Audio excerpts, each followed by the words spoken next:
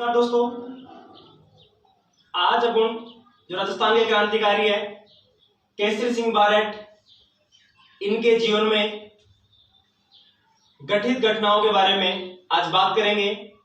और ये ऐसे महान क्रांतिकारी के जिनका संपूर्ण परिवार भारत देश के लिए अपने परिवार को न्योछावर कर दिया था। कौन थे? केसरी सिंह बारैट।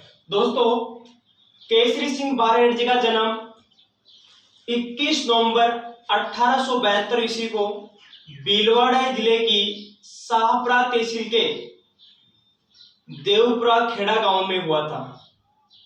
दोस्तों, देवपुरा खेड़ा गांव को वर्तमान में आज बारैट जी का खेड़ा के नाम से भी जाना जाता है।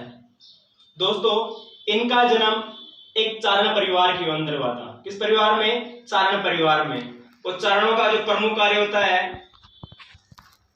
क्या होता है? साहित्य की रचना। एक कवि के रूप में किसी राजा के दरबार में रहकर के वहां पर ग्रंथों की रचना करना इनका प्रमुख कार्य था। कहने का मतलब यह है कि किसी राजा के दरबार में रहकर के कविताएं लिखने का कार्य करते थे।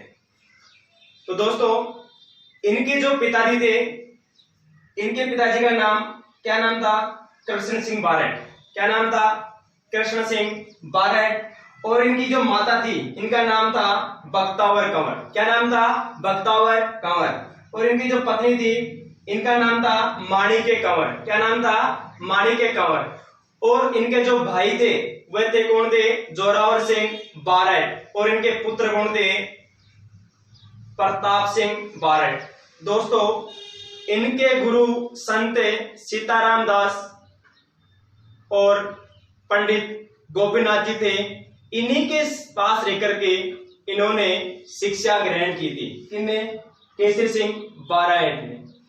दोस्तों, इन्हें राजस्थान में उपनाम से भी जाना जाता है। इनका उपनाम है राजस्थान केसरी के नाम से भी जाना जाता है। जैसे मेवाड़ में मेवाड़ का केसरी है महाराणा प्रताप, मारवाड़ का केसरी है दुर्गादास राठौड़। इसी प्रकार केसरी सिंह बारैट को कहा जाता है राजस्थान का केसरी। इन्हें राजस्थान का केसरी कौन है? केसरी सिंह बारैट। ठीक है दोस्तों, यहां तक इनके जो जीवन परिचय था ये था। दोस्तों, ये क्या करते हैं कि जैसे जैसे ये बड़े होते जाते हैं, और जो भीलवाड़ा है वो मेवाड़ के अधीन था उस समय, मेवाड़ रियासत के अधीन। और मेवाड़ रियासत के अधीन होने के कारण केसरी सिंह उस मेवाड़ क्षेत्र के अंदर एक कवि व इतिहासकार तथा एक महान क्रांतिकारी थे, जिनकी नियुक्ति मेवाड़ के महाराणा जो फतेह सिंह था उनके राज दरबार में की गई। दोस्तों, ये महाराजा फतेह सिंह के राज दरबार में रहकर के अनेक कविताओं की रचना की थी इन्होंने, और अनेक ग्रंथों की भी रचना की थी फतेह सिंह। दोस्तों, एक बार क्या होता है कि 1903 ईस्वी के अंदर ब्रिटिश सरकार के जो अंग्रेज अधिकारी थे, लॉर्ड कर्जन ने अपने पुत्र एडवर्ड सप्तम के राज्यारोहण के अभिषेक समारोह का उत्सव दिल्ली में मनाए जाने की घोषणा की थी। तो उस सम्मेलन के अंदर यानी उस समारोह के अंदर भारत के राजाओं को भी आमंत्रण किया गया था। और भारत के राजाओं को आमंत्रण किया गया था और राजस्थान से भी कई राजाओं को इस समारोह के अंदर आमंत्रण किया गया था। तो उस समय राजस्थान से मेवाड़ रियासत के जो महाराणा थे वो फतेह सिंह जी थे। फतेह सिंह जी को लॉर्ड कर्जन का पत्र प्राप्त हुआ कि आपको हमारे पुत्र के राज्यारोहण के अंदर पधारना है। तो ये फतेह सिंह जी मेवाड़ से ट्रेन के अंदर बैठ करके लॉर्ड कर्जन के द्वारा लगाया गया दरबार में पहुंचने के लिए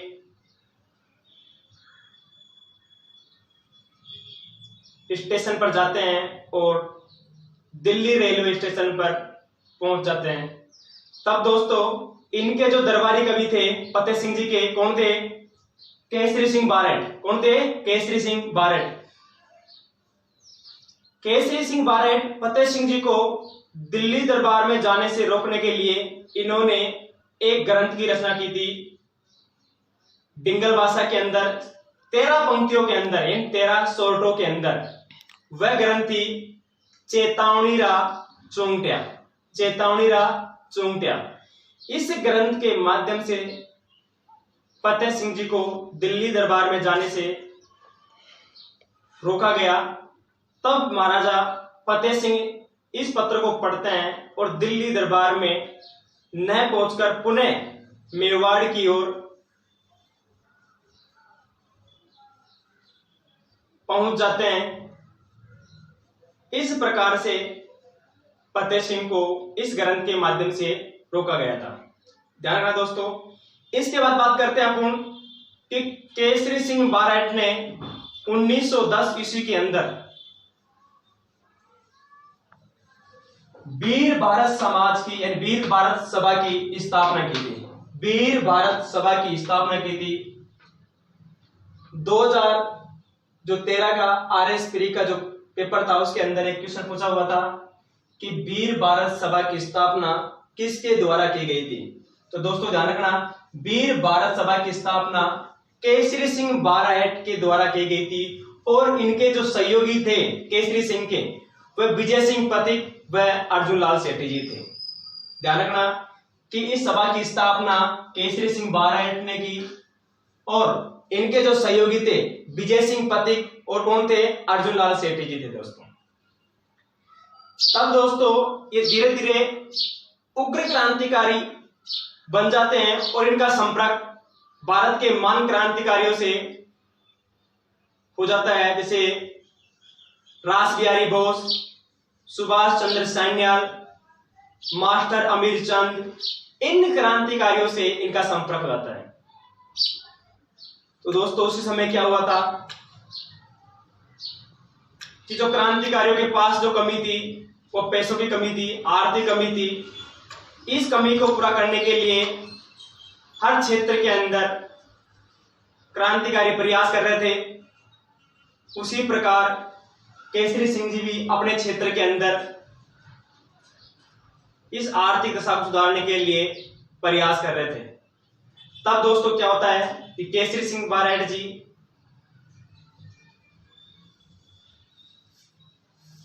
एक साधु थे प्यारेलाल जी, और प्यारेलाल जी की हत्या किसी अन्य क्रांतिकारियों के द्वारा कर दी जाती है, लेकिन वह केस केसरी सिंह बारेट जी के ऊपर दर्ज होता है और इन्हें गिरफ्तार कर लिया जाता है।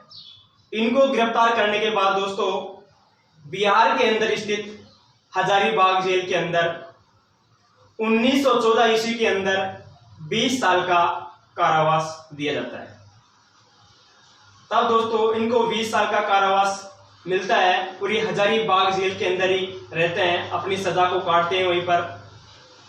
तब इनके पास जेल के अंदर एक खबर पहुंचती है कि आपका पुत्र कौन? प्रताप सिंह, वह मर चुका है। तब ये केसरी सिंह जेल के अंदर बैठे हुए कहते हैं कि आज भारत माता का पुत्र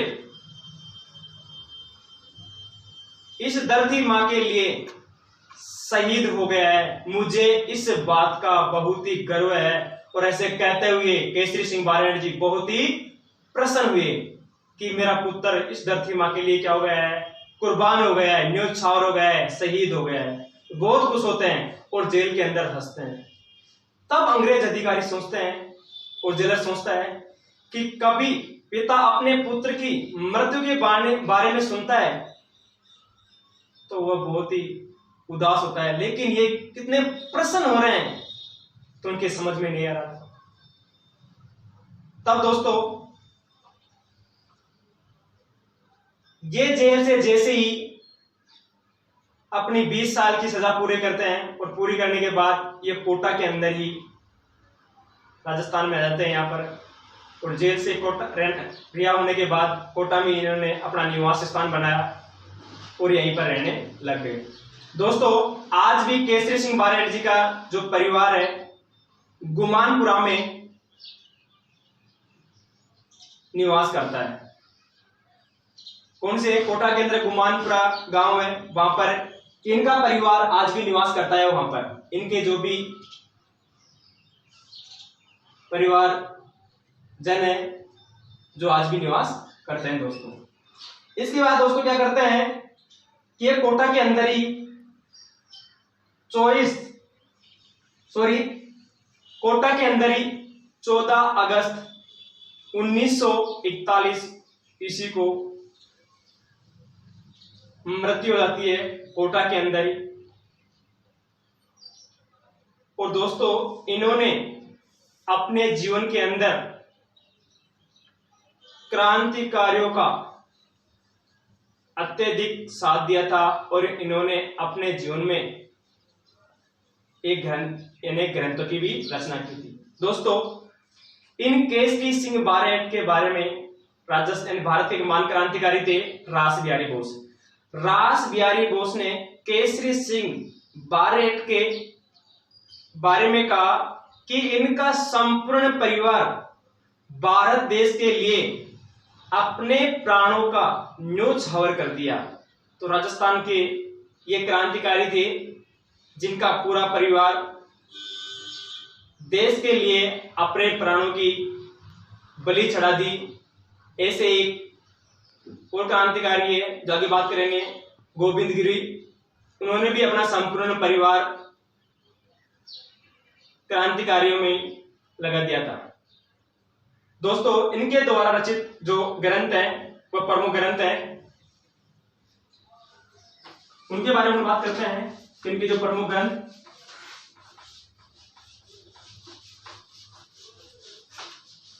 इनकी जो पुस्तकें हैं, इनकी जो पुस्तकें हैं वो प्रमुख पुस्तकें हैं, जैसे रूटी रानी। इनकी जो पुस्तक है रूटी रानी, दुर्गादास चरित्र, रूटी रानी, दुर्गादास चरित्र,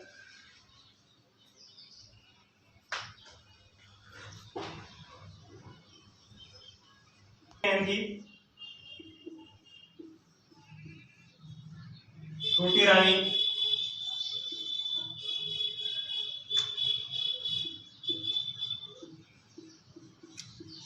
प्रताप चरित्र,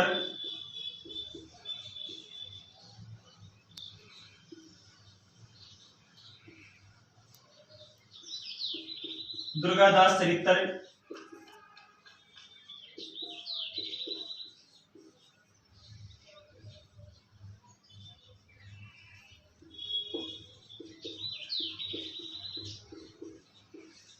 चेतावनीरा, चुंगटिया। इनकी जो प्रमुख पुस्तकें हैं, नंबर 5 है राज सिंह चरित्र। ये इनके जीवन में इन ग्रंथों की रचना की थी। केसरी सिंह बारेट द्वारा रचित ग्रंथ हैं या पुस्तकें हैं। नंबर 1 है रूटी रानी, नंबर 2 है प्रताप चरित्र, नंबर 3 है दुर्गादास चरित्र, नंबर 4 है चेतावनीरा चुंगटा और नंबर 5 है राज सिंह चरित्र। ये प्रमुख इनकी पुस्तकें थी दोस्तों, और इनका जो जीवन परिचय है यहीं पर ही खत्म होता है। दोस्तों, क्रांतिकारी हैं केसरी सिंह जी के बारेट के बाद इनके जो भाई थे वो कौन थे? जोरावर सिंह बारेट। जोरावर सिंह बारेट थे, इनका जन्म 12 सितंबर 1883 ईस्वी के अंदर उदयपुर शहर के अंदर हुआ था। कब हुआ था? 12 सितंबर 1883 ईस्वी के अंदर उदयपुर शहर के अंदर हुआ था दोस्तों, ठीक है। और जो इनके पिता भी वही थे, जो केसरी सिंह बारेट के पिता थे, उनकी माँ भी वही थी, ठीक है दोस्तों। इनकी जो शिक्षा हुई थी वो जैन वर्धमान पाठशाला या विश्वविद्यालय में हुई थी। वो कहां पर था? जयपुर के अंदर। आपको मैंने बताया गया था कि जैन वर्धमान पाठशाला, इसकी स्थापना अर्जुन लाल सेठी जी के द्वारा 1908 ईस्वी के अंदर कहां पर? जयपुर में की गई थी। और इस पाठशाला का प्रमुख उद्देश्य नए युवा क्रांतिकारी उत्पन्न करना था। ठीक है, तो ये क्रांतिकारी थे कौन? जोरावर सिंह बारट। इन्होंने शिक्षा कहां पे ली थी? जैन वर्धमान पाठशाला।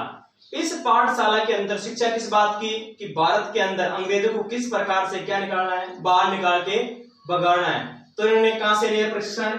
जैन वर्धमान पाठशाला से इन्होंने प्रशिक्षण लिया। दोस्तों, इस समय इस पाठशाला के अंदर प्रशिक्षण देने वाले जोरावर सिंह बारट को इनके जो गुरु थे वो कौन थे? मास्टर अमीरचंद। ये मास्टर अमीरचंद दिल्ली के अंदर एक महान क्रांतिकारी थे, जिन्होंने जोरावर सिंह बारट को क्रांतिकारी का प्रशिक्षण या शिक्षा दी। ठीक है दोस्तों, इसके बाद इनका जो उपनाम है, इन्हें राजस्थान का चंद्रशेखर कहा जाता है। क्यों कहा जाता है? इसके पीछे रीजन है कि दोस्तों ये अपने जीवन के अंदर अंग्रेजों के कभी भी जिंदा पकड़ नहीं आए, यानी जिंदा पकड़ में नहीं आए। हमेशा ये भूमिगत हो जाते थे और अंग्रेजों के जीते जी कभी भी जिंदा पकड़ में नहीं आए। इस प्रकार भारत के जो चंद्रशेखर थे तो राजस्थान के कौन थे? जोरावर सिंह बारट। इसलिए इन्हें जोरावर सिंह बारट को राजस्थान का चंद्रशेखर कहा जाता है। ठीक है, इसके बाद दोस्तों हम बात करते हैं इनका जो रीजन हुआ था, ये किस प्रकार से क्रांतिकारियों से जुड़े हुए थे। जिनके पिताजी थे क्रांतिकारी केसरी सिंह बारट, इनके जो भाई थे केसरी सिंह बारट, और इनके जो भतीजे थे प्रताप सिंह बारट। इन्होंने दोनों ने शिक्षा ली थी जैन वर्धमान पाठशाला के अंदर, और यहां से शिक्षा लेने के बाद ये क्रांतिकारियों से जुड़ गए थे। और दोस्तों ये क्रांतिकारी रासबिहारी बोस, सचिंद्र नाथ सान्याल, गोपाल सिंह खरवा, विजय सिंह पथिक, मास्टर अमीरचंद आदि के संपर्क में आने से इन्होंने भारत के अंदर अंग्रेजों को बाहर निकालने के लिए अनेक प्रयास किया। दोस्तों इन्होंने क्या किया कि लॉर्ड हार्डिंग द्वितीय उस समय भारत का गवर्नर जनरल था। 1911 ईस्वी के अंदर लॉर्ड हार्डिंग द्वितीय ने भारत की नई राजधानी कोलकाता से हटाकर दिल्ली को घोषणा की। कब की थी? 1911 ईस्वी के अंदर। और दिल्ली को लॉर्ड हार्डिंग द्वितीय ने 1912 ईस्वी के अंदर दिल्ली को राजधानी बनाया। जैसे दोस्तों 1912 में भारत की नई राजधानी दिल्ली बनती है, और राजधानी दिल्ली बनने के बाद इसका एक उत्सव मनाया जाता है। यह उत्सव की तारीख थी 23 दिसंबर 1912 ईस्वी को। जब दोस्तों 23 दिसंबर 1912 ईस्वी को लॉर्ड हार्डिंग द्वितीय अपने हाथी पर बैठ करके चांदनी चौक से गुजर रहा था, तब ये क्रांतिकारी कौन कौन? जोरावर सिंह बारट, सचिंद्र नाथ सान्याल, विजय सिंह पथिक, प्रताप सिंह केसरी, इन्होंने चांदनी चौक पर एक पंजाब नेशनल बैंक था, उस बैंक के ऊपर चढ़कर लॉर्ड हार्डिंग पर, जो लॉर्ड हार्डिंग का जुलूस जा रहा था, उस पर बमबारी की, जिसके अंदर दोस्तों लॉर्ड हार्डिंग द्वितीय तो बच गया, लेकिन इसका जो अंग रक्षक था महावीर, वह क्या हो गया? मारा गया। दोस्तों ये क्रांतिकारी वहां से गुमशुदा हो गए। सचिंद्र नाथ सान्याल था वो फरार हो गया, जोरावर सिंह जी भी फरार हो गए, लेकिन प्रताप सिंह जी अंग्रेजों के हत्थे चढ़ गए थे। उनके बारे में बात करेंगे भी आगे।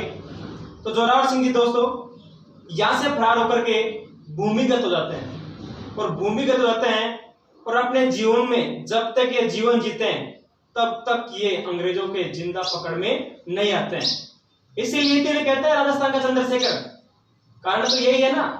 तो कभी भी अंग्रेजों के जिंदा पकड़ में नहीं आते हैं। अंत के अंदर ये कोटा के अंदर रहते हैं और कोटा के अंदर अपना निवास स्थान बनाते हैं। दोस्तों अपने अंतिम जीवन के अंदर इनके निमोनिया नामक रोग हो गया था। उस बीमारी के कारण 1939 ईस्वी के अंदर कोटा में इनका क्या हो गया था, देहांत हो गया था। क्या हो गया था, कोटा में इनका देहांत हो गया था।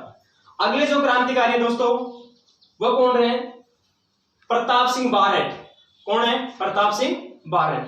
प्रताप सिंह बारैट के बारे में बात करते हैं दोस्तों। कौन सिंह जी थे, उनके पिता कौन थे, केसरी सिंह बारैट। कौन थे, केसरी सिंह बारैट थे। तो उनके बारे में बात करते हैं। प्रताप सिंह बारैट ये भी एक महान क्रांतिकारी थे राजस्थान के। मैंने बताया था ना आपको, इनका जो पूरा परिवार है वह संपूर्ण परिवार से इन्होंने शहीद हो गए थे क्रांतिकारी। जो प्रताप सिंह है इनका जन्म 24 मार्च 1893 ईस्वी में 1893 ईस्वी में कहां पर हुआ था, उदयपुर में। कहां पर हुआ था, उदयपुर में। इनकी जो शिक्षा हुई थी वो भी कहां पर हुई थी, जैन वर्धमान पाठशाला में। कौन शाला में, जैन वर्धमान पाठशाला के अंदर, वहीं पर इनकी शिक्षा हुई थी। इनके पिताजी कौन थे,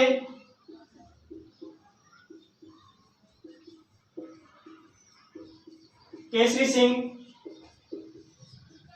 बारैट। कौन थे, केसरी सिंह बारैट। और इनकी जो माता थी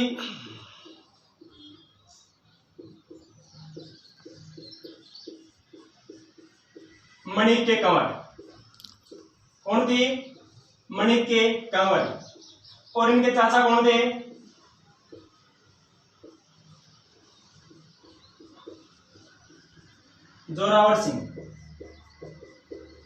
जोरावर सिंह बारैट।